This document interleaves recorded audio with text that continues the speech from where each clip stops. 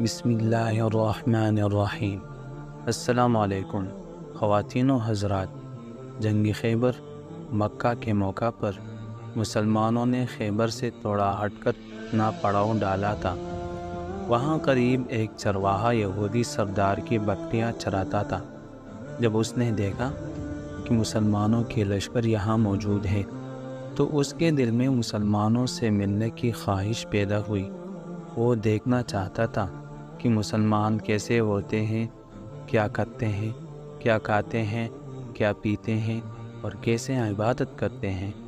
چنانچہ وہ چرواہا بکریوں کو چراتا ہوا مسلمانوں کے لشکر کی طرف آ گیا۔ جب وہ مسلمانوں کے لشکر میں داخل ہو گیا تو اس نے صحابہ کرام رضی اللہ تعالیٰ عنہ سے دریافت کیا کہ تمہارا سردار کون ہے اور اس وقت کہاں ہے؟ مسلمانوں نے اس چرواہے کو بتایا کہ ہمارے سردار حضرت محمد صلی اللہ علیہ وسلم ہے، اور ایک خیمے کی طرف ہاتھ سے اشارہ کرتے ہوئے فرمایا کہ آقا محمد صلی اللہ علیہ وسلم اس خیمے میں موجود ہیں۔ جب چرواہے نے خیمے کی طرف دیکھا تو وہ خیمہ بہت ہی سادہ تھا۔ چرواہے نے سوچا کہ یہ لوگ مجھ سے جھوٹ تو نہیں بول رہے ہیں۔ اس کو یقین نہیں آ رہا تھا۔ اس کے ذہن میں یہ سوال چل رہا تھا کہ اتنے بڑے سردار اس معمولی سے خیمے میں کس طرح رہ رہے ہوں گے۔ اس کے خیال میں تھا کہ اتنے بڑے سردار بڑی شان و شوکت اور ٹھاٹ باٹ سے زندگی بسر کر رہے ہوں گے۔ جب وہ خیمے میں داخل ہو گیا، اس نے دیکھا کہ خیمہ کھجور کے پتوں سے تیار ہوا تھا۔ آخر وہ چرواہا نبی کریم صلی اللہ علیہ وسلم سے ملنے کے لیے خیمے میں داخل ہو گیا۔ اس نے نبی کریم صلی اللہ علیہ وسلم سے دریافت کیا، اے مسلمانوں کے سردار، آپ کس دین کی تبلیغ کر رہے ہیں؟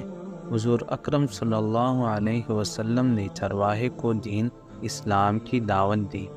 چرواہے نے آقا دو جہاں نبی کریم صلی اللہ علیہ وسلم سے عرض کی، یا رسول اللہ صلی اللہ علیہ وسلم، اگر میں اسلام قبول کر کے مسلمان ہو جاتا ہوں تو میرا رتبہ اور مقام کیا ہوگا؟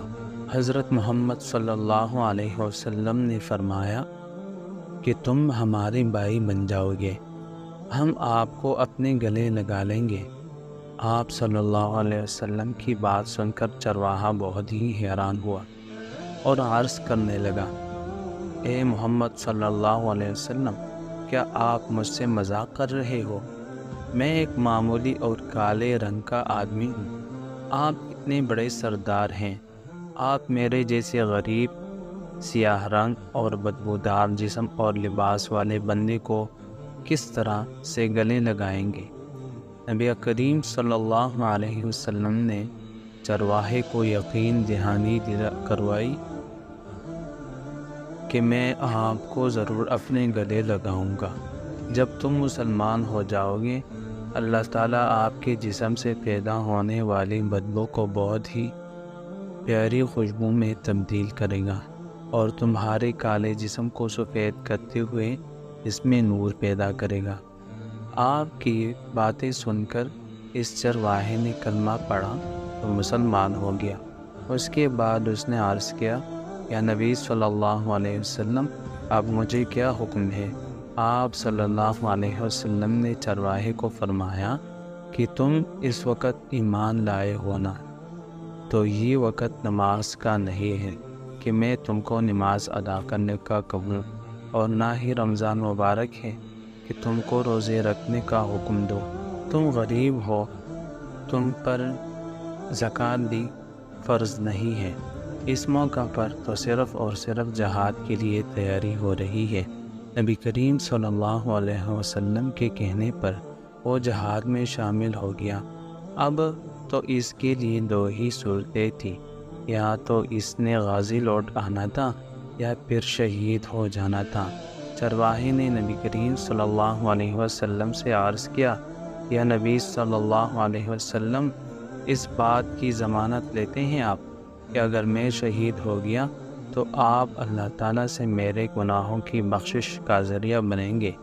حضرت محمد صلی اللہ علیہ وسلم نے فرمایا کہ میں اس بات کی ضمانت لیتا ہوں کہ اگر تم دین اسلام کی خاطر جہاد کرتے ہوئے شہید ہو گئے تو اللہ تعالیٰ آپ کو ضرور جنت میں اعلیٰ مقام عطا فرمائے گا۔ اللہ تعالیٰ تمہارے جسم سے آنے والی بدبو کو خوشبو میں تبدیل کرے گا۔ اللہ تعالیٰ تمہارے کالے رنگ کو سفید میں تبدیل کرے گا۔ نبی کریم صلی اللہ علیہ وسلم نے اس شخص کو کہا کہ تم ایک یہودی کی بکریاں چراتے ہوئے یہاں آئے ہو، یہ بکریاں تمہارے پاس یہودی کی امانت ہیں، سب سے پہلے اس یہودی کے پاس جاؤ، اس کی بکریاں اس کو واپس کر کے آؤ۔ نبی کریم صلی اللہ علیہ وسلم نے اس چرواہے کو بکریاں واپس کرنے کا اس لیے حکم دیا تھا کہ وہ چرواہا معاہدے کے طور پر یہودی سے بکریاں چرانے کے لیے آیا تھا۔ آپ صلی اللہ علیہ وسلم سے مل کر وہ مسلمان ہو گیا۔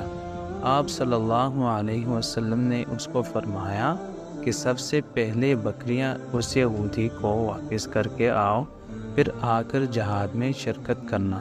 چنانچہ وہ آپ صلی اللہ علیہ وسلم کے حکم کے مطابق اس یہودی کو بکریاں واپس کر کے آیا اور جہاد میں شامل ہو کر جام شہادت نوش فرمائی۔ جب جنگ خاتمے کو پہنچ گئی تو آپ نے صحابہ کرام رضی اللہ تعالیٰ عنہ کو ایک جگہ جمع ہوتے ہوئے دیکھا تو آپ صلی اللہ علیہ وسلم نے صحابہ سے دریافت کیا کہ کیا بات ہے، تم سب یہاں اکٹھے کیوں ہوئے ہو؟ صحابہ نے عرض کی، یا رسول اللہ صلی اللہ علیہ وسلم، جنگ میں ہماری طرف سے ایک ایسا بھی شخص شہید ہوا ہے جس کو ہم میں سے کوئی بھی نہیں جانتا ہے۔